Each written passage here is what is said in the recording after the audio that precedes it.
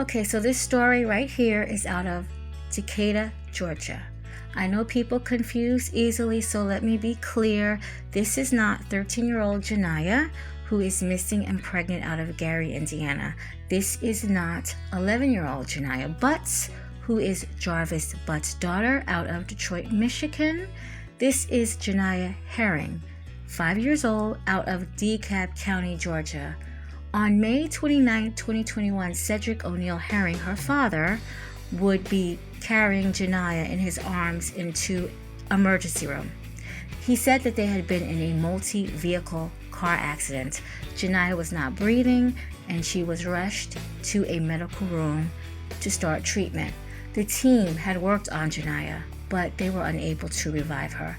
The medical staff noticed that there was a lot of bruising and wounds all over her body, consistent with abuse, not with being in any kind of car accident. The hospital would notify the police, and the police stated that there had been no records of car accidents in the area that Janiyah's father said that they were in a car accident. And side note, normally if you're in a car accident, the ambulance will come to the scene, from my recollection. But he carried his daughter inside the hospital.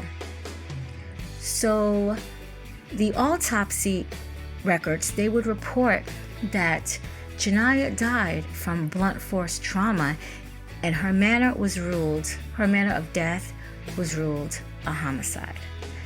Cedric would tell police that, he sometimes beats his children when they misbehave with a belt. Cedric's other children be interviewed, and that's when the entire truth would come out. So Janiyah, 5 years old, she refused to participate in cleaning the house. And Unchinna Myrick, that's her name. Her name is Unchinna. Unchinna, who is a girlfriend. I don't think she's a mother to Janiyah at all, because in all articles they stated she was the girlfriend. So she would whip Janiyah with a cord. Janiyah was trying to get away from her during this whipping with this cord. So Unchinna, she ties her to the bed, and then she continues the beatings. Afterwards, she untied Janiyah, and Janiyah had just fallen to the floor. Fallen to the floor after this vicious beating by this woman. About 1,000,000 times her size, I'm sure. Now Cedric would come into the room. He's yelling and screaming. He's telling his daughter to get up, and she's not.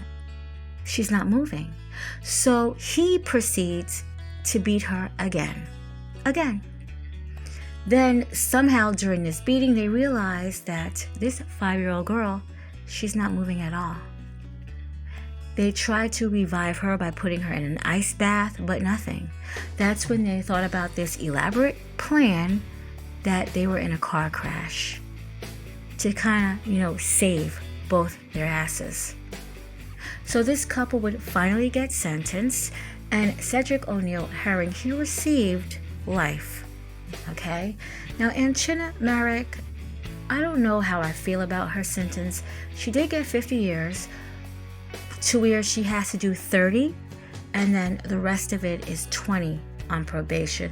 Now, 30 is a very long time. It is. But, she tied this little girl up. That was her idea, to tie her up because she was getting away from her. And if, in fact, and I do believe this is the girlfriend, so this little girl is not her daughter, I believe a lot of that extra beating, all that extraness was probably because this was not her child.